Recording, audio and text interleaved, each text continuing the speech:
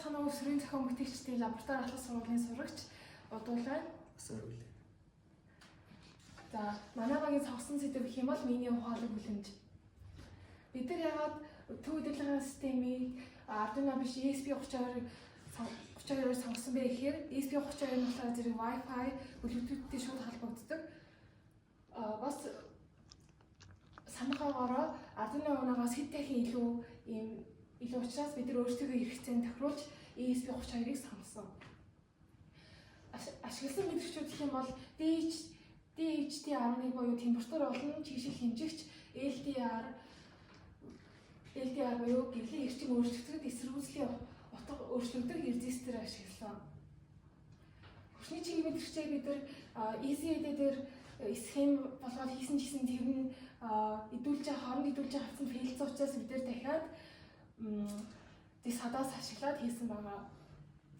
Гэрэлтүүлгээ яаж хийсэн бэ гэхээр бид нар хүлэмжнийхээ талбайгаас хамаарат люксийг тооцоолоод люксийг нь болохоор зэрэг тухайн оргуулалт хэрэгтэй гэрлийн эрчмийг тооцоолоод тэгээд тооцоосны үр дүн бидэнд 25 лед хэрэгтэй байна гэж бодоод тэгээд 25 ледээ зэрэгцээ холболтоор лед болгонд нь 220 ohмын резистортэй холбосон байгаа. Micro SD card ашигласан шалтгаан гэх юм бол хэрвээ ямар нэгэн байдлаар интернет руу салах юм бол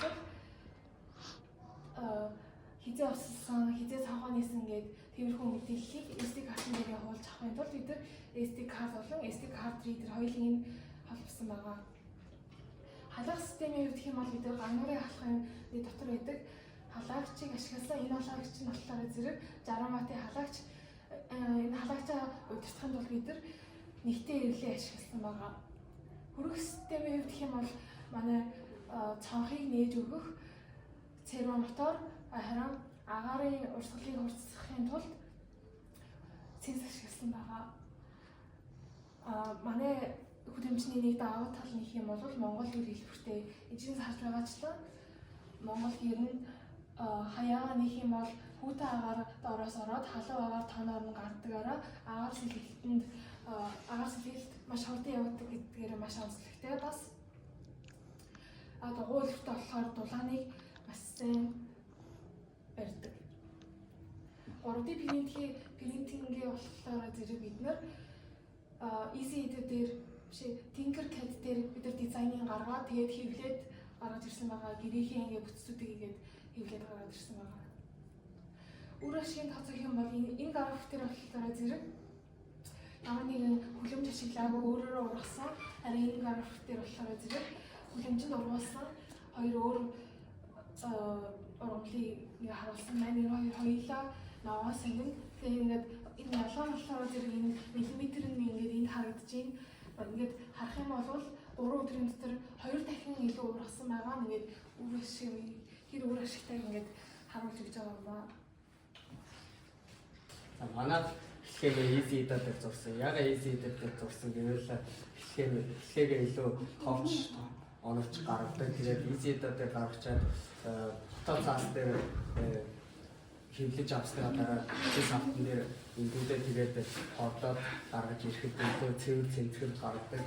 Тэгээд манай энд ESP32 манайга энэ яг тослох төхөөрөмжүүд байгаа. Watt processor болоод BMP 280 гэдэг. Тэгээд манай эхлэхийг сайн харах юм бол VCC зарим VCC-ийн VCC-тэй холбогдсон, зарим VCC-ийн 5 вольттой холбогдсон. Тэр нь яагаад гэвэл энэ VCC-нүүд нь 3.3 вольттой холбогдсон.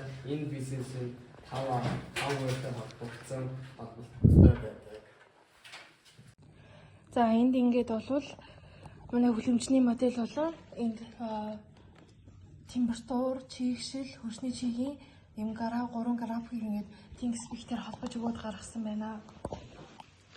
За энэ дэлгэцэн дээр бол температур, чигшил, хөрсний чиг, ус шахагч, сенс, LDR, LED гээд бүгдээрээ байна.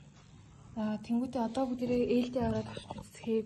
LDR маань энэ хэрвээ LDR маань сүдэртэй гэж мэдрэх юм бол LED асна.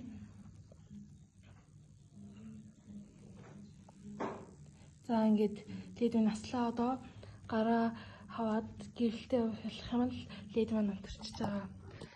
За одоо хөрсний чигээр өвчтөцгөө. Хөрс маань чигтэй байгаа болохоор шахагч маань ажиллахгүй байна. Чинээс нь аваад үзэх юм бол ингээд ус ингэ шахаад эхэллээ. За буцаагаад хийчих юм бол ус шахаа болчлоо. За тэнгуүтээ за одоо температураа шалгаж үзье. За энэ дээр температураа нэмэгдүүлээд энэ дэлгэцэн дээр харах юм бол температур маань 25 градус гэж байна. Энэ 30 градус хүрэх юм бол манай синс ажиллаж бас цонх маань нэгдэх байгаа. За ингээд 30 градус хурдан хүрэхэд бол бүгдээрээ эхлээд энийг ясан яхлаач. За ингээд температур маань ингээд нэмэгдээд байна.